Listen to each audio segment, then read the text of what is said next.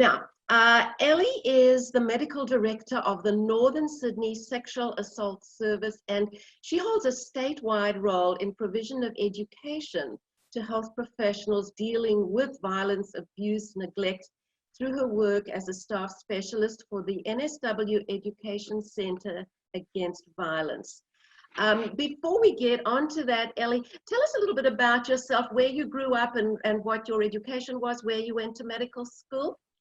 Well, I grew up in London, as you can probably tell from my very Australian accent, and I went to school in London and went to medical school at University College London and did my postgraduate training at Bart's Hospital. So I'm a real London girl. In 2003, I came over to Australia to work, and I'm still here and still working. That's wonderful. And what made you go into education? Well, I think that I fell into, part of my role is education, part of my role is clinical, and I suppose that I'm working in an area of medicine that's often poorly understood by healthcare providers, doctors, and other healthcare professionals. And so a big part of my clinical role is kind of meeting that need around training and education. And just briefly, on the synagogue side of things, you've been a member of the Great since you arrived here? Yes, it was the most English service I could find, complete with an English rabbi at the time.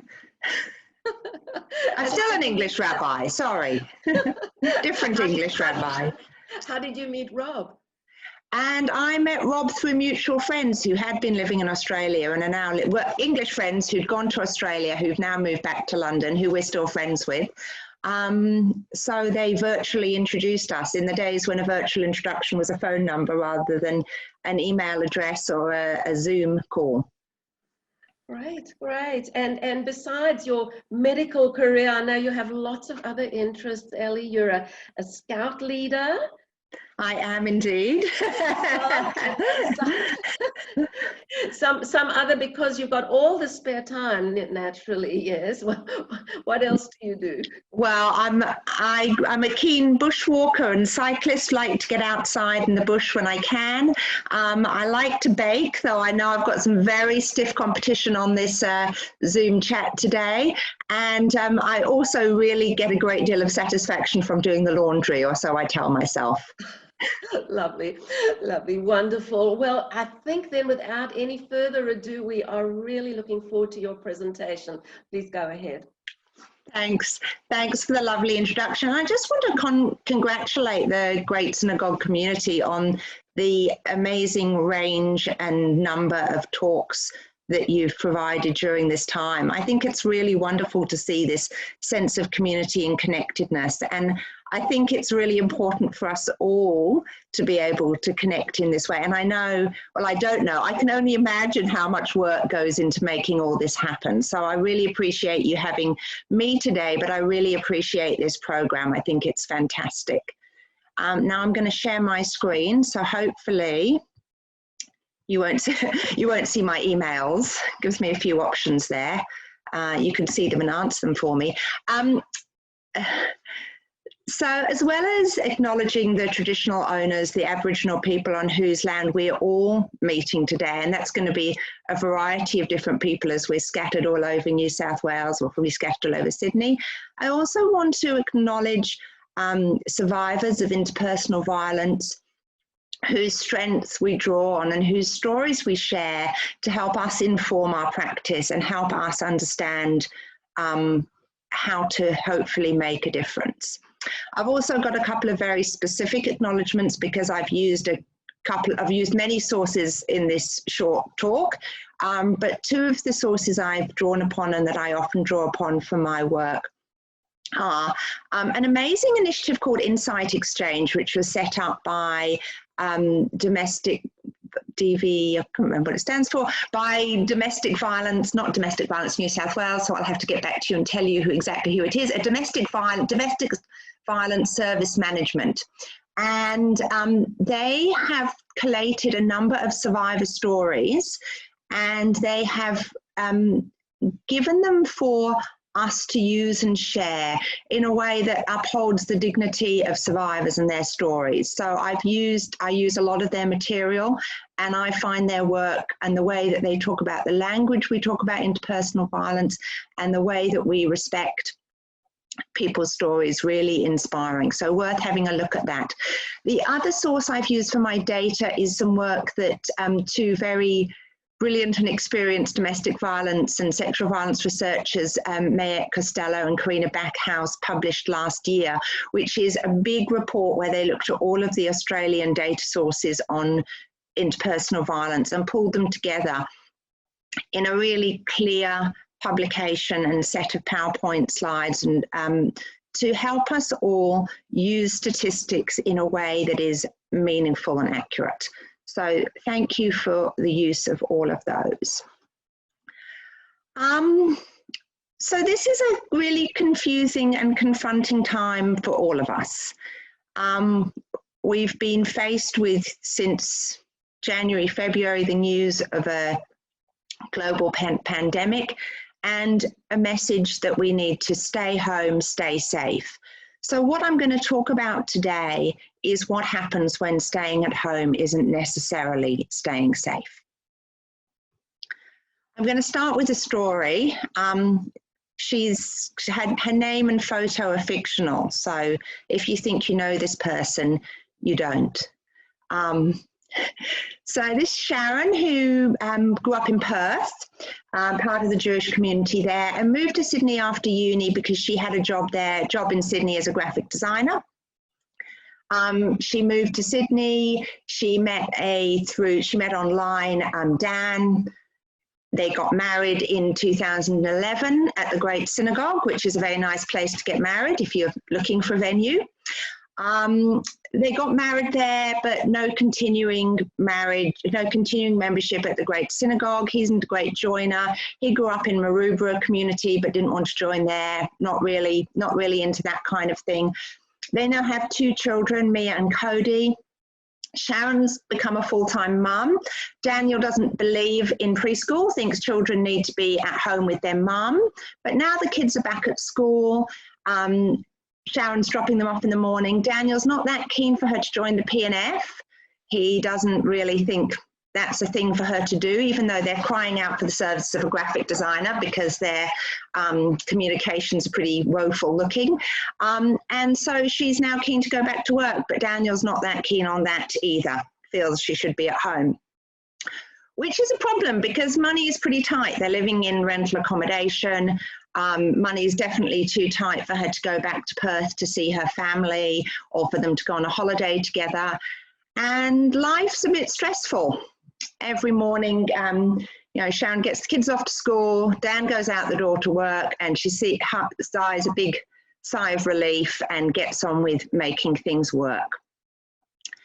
Along comes COVID, Dan loses his job, and the 4 of them are stuck in a small rental flat together, no money, and they're on top of each other. And things start to go wrong. So, no violence in that story, but I think we kind of all agree there's a lot of control and a life that's clearly not working out. So what is domestic violence? Domestic violence describes a range of behaviours. That behaviour which is violent or threatening, but with the purpose of maintaining power and control over the person who's experiencing it. And it can happen to anyone and can take many forms. It's very hard to describe what a typical episode or a typical domestic violence relationship is. Women and children are overwhelmingly the victims, and those who use violence are overwhelmingly male. That doesn't mean exclusively, and we know that in all sorts of relationships, DV can happen. And I want you just to think very briefly about some of your important relationships and see that there's a spectrum of behaviour because we're all trying to influence some power and control over each other, and at what level do things become unhealthy? I have been trying to exert power and control over my husband to do the dishes for the past 15 years. My threats don't seem to be working, so I think I'm not a very successful perpetrator. But what my normality is and what someone else's might be very different. So I think one of the things that we need to understand is that this behavior is at one end of a spectrum. I want to step back now and just think a little bit about the gendered nature of violence. And this is just some data on violence in Australia. So we can see that violence is actually quite a common experience for Australians. And violence is experienced, but more men experience violence than women. However, if we break it down by the types of violence that people experience, men are more likely to experience physical violence. But if we think about other forms of interpersonal violence, including child abuse, sexual harassment, stalking, intimate partner violence, and sexual assault, then those things are all experienced by women at a higher rate than men. So although men experience more violence overall, the type of violence that's experienced is different. And if we think about physical assault, so physical violence, then if we look at how people experience physical violence, men are most likely to be assaulted by another man, normally a stranger, and in a public place. So you're more likely to be hit by someone down the pub. Women are more likely to be assaulted by someone they know in their own home or the home of the assailant. So the way in which people experience violence is very different. And one of the things that's very abusive about, that's very detrimental about experiencing violence or abuse from someone you know is that it affects the relationship. So your mind is trying to make sense of someone who you love or you have a close relationship with you who is hurting you. And it's that different pull between love and hate that really is very destructive in a number of different abusive relationships. Now you'll read about and hear about domestic and family violence, intimate partner violence, domestic violence, family violence. Are they all the same thing? Well, they're all talking about that power and control within a close and intimate relationship. So yes, but they all mean slightly different things. So an intimate partner violence is violence from someone with whom you are in an intimate relationship. And I'll leave that up to you to work out who you have intimate relationships with or not. Family violence really extends to anyone with whom you're in a familial relationship. And that might be biological family or chosen family. And we extend that concept of domestic and family violence to people living in the same house, the same care home, people with whom there is a dynamic, which means that the perpetrator and the victim may be dependent on each other and may have a relationship that extends beyond the violence. There are a number of behaviours that may form part of a domestic and family violence in which the use of physical violence and threats is used to exert power and control. So physical violence or the threat of physical violence, reproductive coercion, which is using threatening behaviours or using control about someone's choices either to have children or not have children, and sexual assault, which may be part of that whole thing. Emotional or psychological abuse, which can take many forms.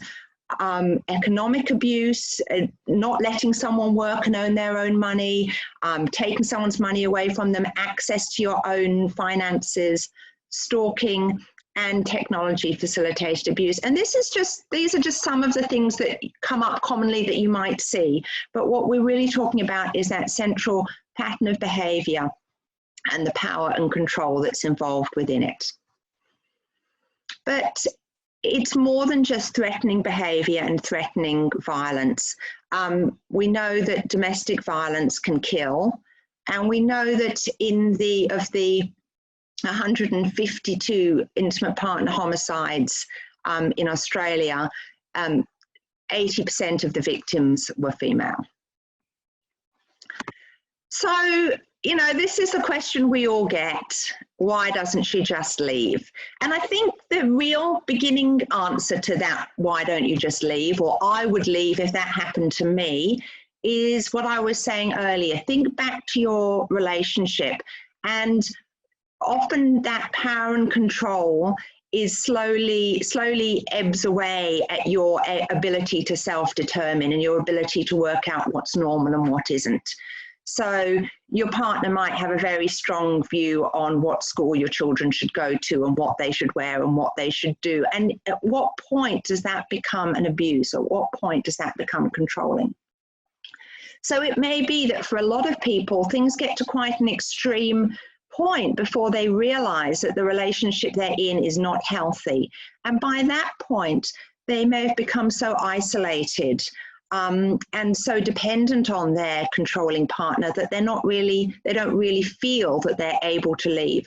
One of the tactics used by a perpetrator really commonly is to devalue the victim. So make sure that their sense of self-worth and well-being is really eroded, so that they do believe that they're entirely dependent on the perpetrator for everything, and they couldn't leave. And if you think about our little case study, by not allowing Sharon to work or to join the PNF or to have any sense of doing something meaningful outside the home, she's losing not only a lot of her skills, her ability to make her own money, but also those connections that we all rely on to give us a sense of self.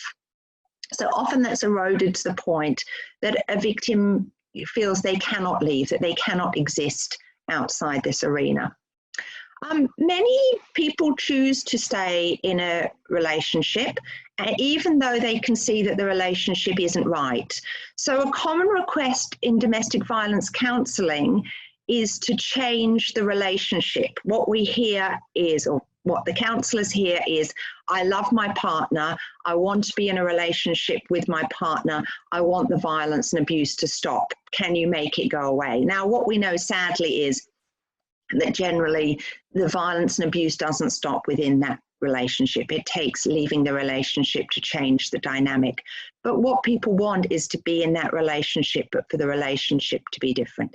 As I said earlier, I would like my relationship to involve more housework, but that's not going to change. So, you know, we're all unrealistic about this at some level. Fear. So we know that the most dangerous time for a victim of domestic violence is when they leave or attempt to leave, or just after they've left a violent relationship. So we know that's the time they're most likely to sustain physical harms, that they're most likely to be killed, and that harms are most likely to be sustained by their family, including children, parents, other loved ones. So that's often when the threat of violence is realized, at the point in which the victim either leaves or tries to leave, or in the time shortly after they've left. So people can become very scared about what would happen if I left, and that may be realistic. And often there's just a sense of hopelessness, that nothing's going to make this better. And that's, again, part of the perpetrator tactics in eroding someone's sense of self-worth. So what impact has COVID-19 had? Well, the answer is we don't really know. The police released their crime stats a couple of weeks ago that showed they were very proudly, a little headline, you know, that domestic violence arrests weren't up in March compared to February, which, given that the stringent isolation legislation only came in at the end of March, probably doesn't tell us much. And it's very hard to know, you know, by the time things get to domestic violence arrests, we're talking really tip of the iceberg. We want to know what's happening. So anecdotally, I've heard from people working at a number of domestic violence referral services and call centres that the phone calls and the requests for support and information have gone up. Many services have reconfigured, so they've closed down or they're not running face-to-face services, so it's hard to compare presentations.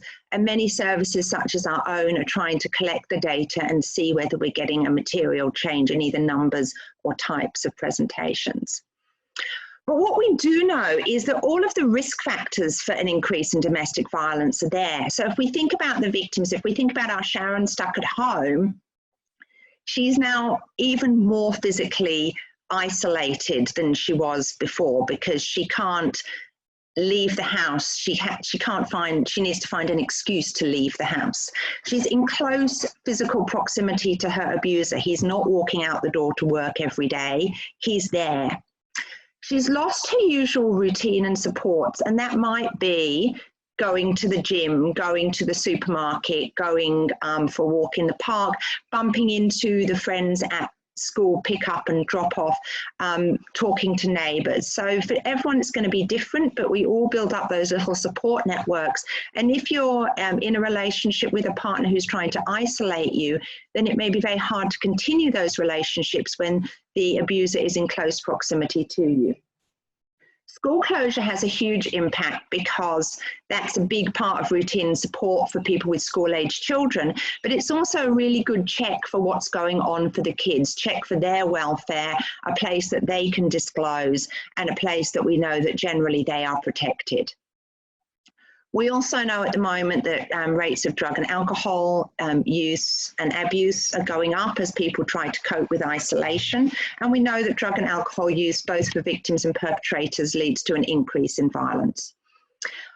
The people are very nervous about the impact of the social isolation legislation, that if they go to police and they disclose that they've been outside the house, that they've been with other people, that they may be in breach of that, and that they may be in trouble with the police, but also may be subject to a $1,000 fine, which people can't, know they can't afford. So there's significant barriers in people seeking help. For perpetrators, we need to understand that lots of the things that we know increase violence within the home, financial stress, proximity to the victim, use of technology to track victims' movements, again, loss of the usual routines and and support networks. So it might be for Dan as well as for Sharon that walking out the door in the morning is that safety valve that lets them both off the hook. And again, increased use of drugs and alcohol. So we know that lots of things that are happening which lead to an increase in violence. So some things are new. Most domestic violence services are considered essential services. So services are remaining open, but the way they're delivered is different.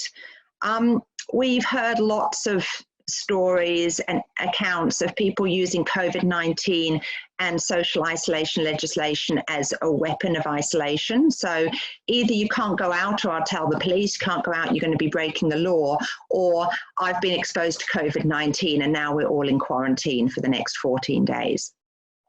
We're forcing everyone to increase their dependence on technology. And although that's wonderful for keeping us all in touch, it can compromise safety. And once again, we're seeing someone who is a victim of domestic violence who is already socially isolated, becoming even more isolated.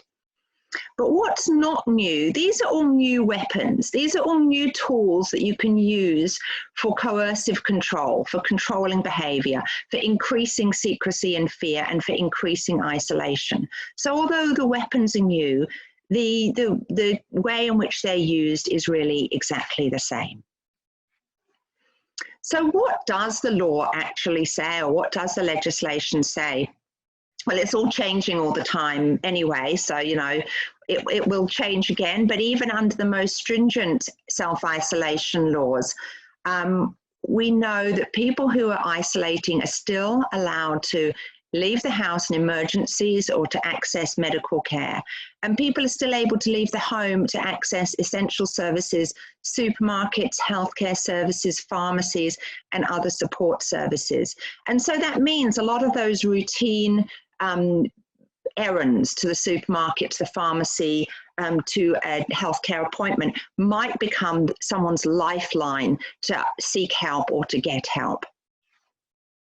And there are services available to support people with emergency accommodation, financial support, and technology. So there are services out there that have increased funding through COVID-19 to increase people's support. So this is a little poster you might have seen at Coles.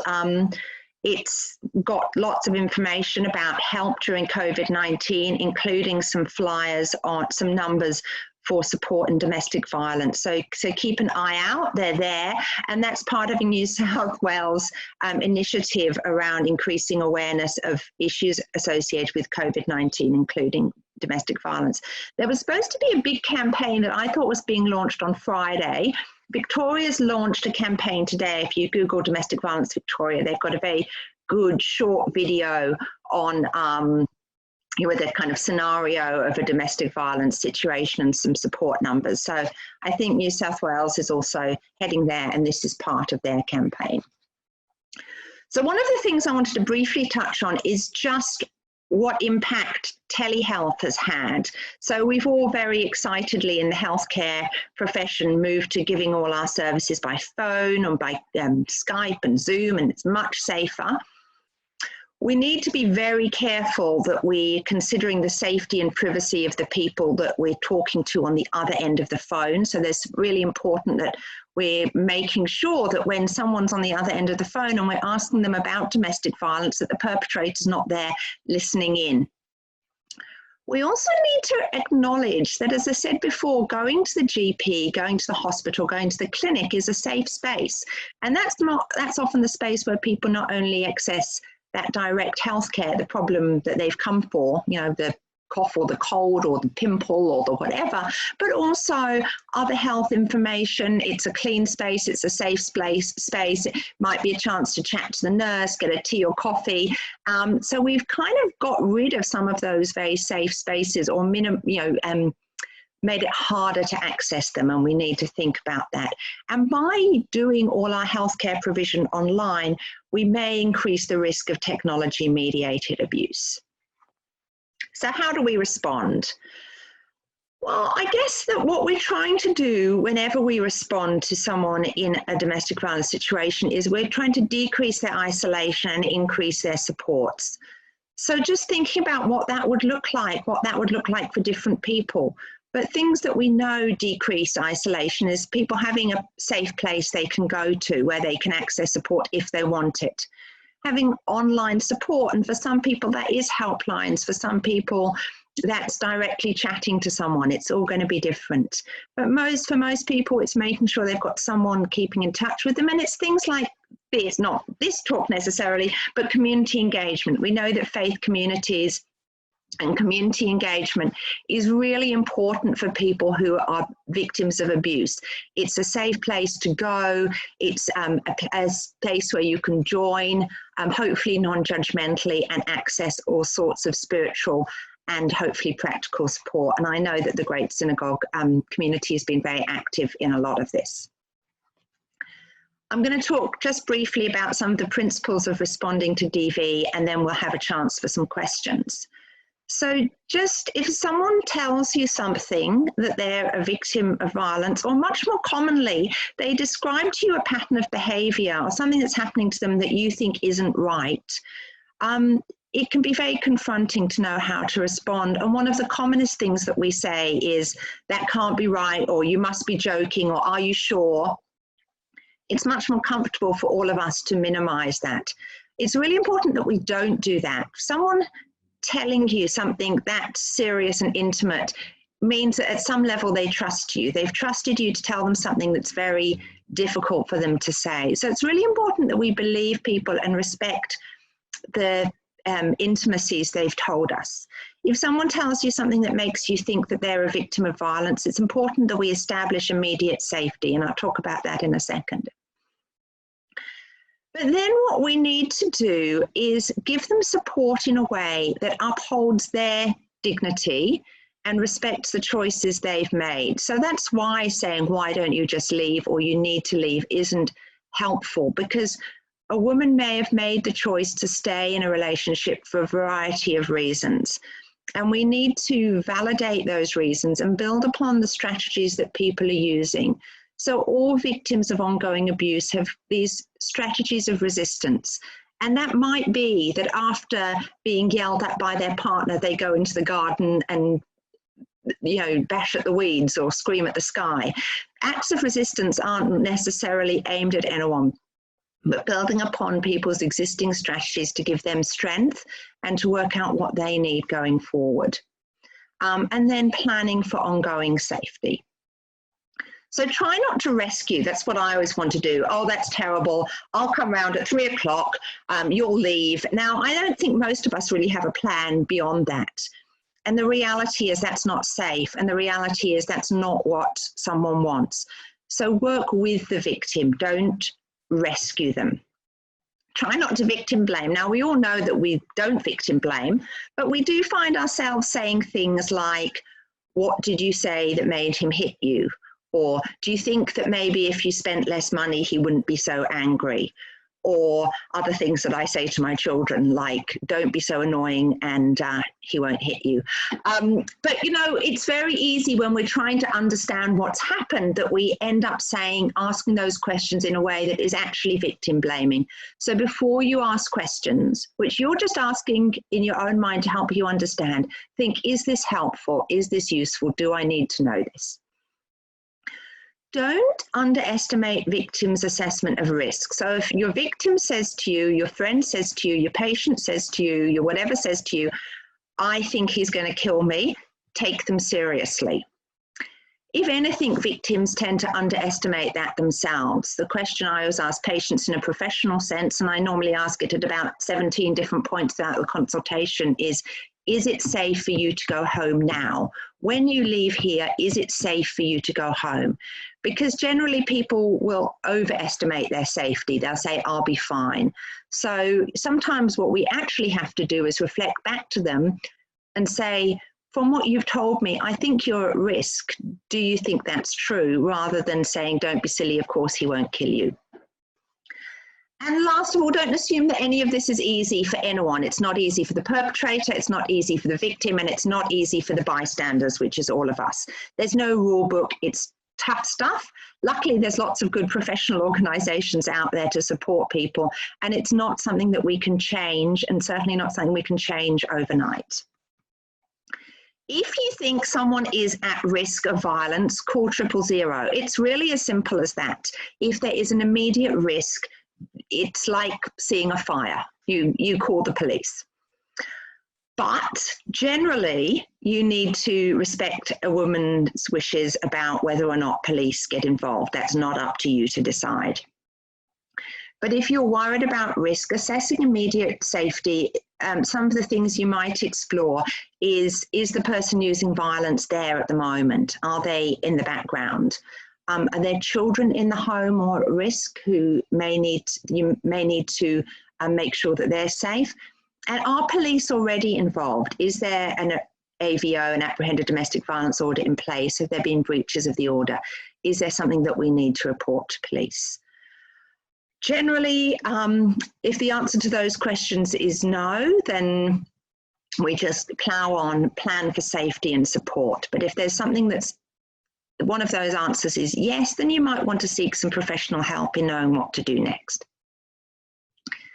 Safety planning is not a checklist, it's a conversation all the time. But the things I tell people to think about is always have a leave plan. Everyone, all of you need to have a leave plan. It's very important.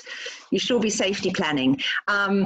If I needed to leave this house in a hurry, can I prepare a bag? Is it safe for me to store it somewhere? If it's not safe for me to store it in my house, can I store it at the neighbours? Can I store it in the garden? Is there a place that I can leave it? Can I have access to a second phone, money? Do I know where my passport is? If my abusive partner has my passport, can I at least write down the number or my driving license? All of those other things. Make sure you've got a copy of them. Telstra have a free phone service for people, Telstra phones for people who are victims of violence. That can be accessed through domestic violence services, and that's very useful. And then think about, everyone should have an idea of where they're going to go if they leave. And has this been impacted by COVID? It's much harder for us to travel now. can I take my 17 children to go and stay with Great Aunt Edna, who's 97? But also thinking about planning to stay. Is my technology safe? Am I being tracked by my partner? What are your daily routines? If your partner's letting you go to the supermarket as normal, is there a way you can build something safe, a routine into that, where you have contact with the same person working in the shops who gets to know you? Look around your house. What's a lower risk room? So a lower risk room is a room that you can get out of easily, a room maybe with 2 exits, a room that the neighbours can hear or see what's going on, or the people in the street can. A room where there are not many weapons lying around. And I don't just mean guns, I mean the kitchen generally is not a low risk room because there's quite a lot of fry pans and knives there. We talk about positioning yourself between trouble and the door. So try not to get stuck in a corner, and make sure that you have emergency numbers stuck up in a safe in many places in your house, and that your children know that that's what they are, as well as you. And last of all, these are just some referrals and resources, some legal advice and some helplines. So the first 1-800-RESPECT and domestic violence line will provide immediate advice. So I think we'll open up for questions now. I'll stop sharing. All right, if anyone has a question, just go ahead and give me a wave, or you can pop something in the chat if you'd like. Thanks, Ellie. That was fantastic. Thank you. Ellie, thank you. That was absolutely wonderful.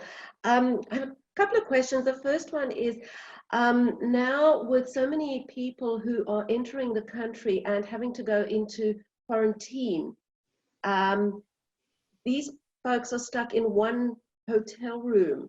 Yeah. As opposed to if they're in a house, at least you might be able to escape to a different room in the house. But has there been any increase or any reports of violence in these people who are confined to a single hotel room? No, and it's a real worry, isn't it? Because people who have been quarantined in hotel rooms, I think in terms of mental health, even if we don't know, no one's done any look at increased risk of violence, but I think the biggest risk is self-harm and mental health, and people being stuck in a hotel room by themselves. And I think, you know, from what I understand, they're pretty heavily guarded and sealed in there. So no, I don't know, but yeah, that would be a real concern. I agree. Yeah, that was my other question, because I'd read just the other day about a gentleman, I think in Queensland, who committed suicide in a hotel room. And you know, and then there was a story about this poor woman in Melbourne in a hotel room who had a miscarriage.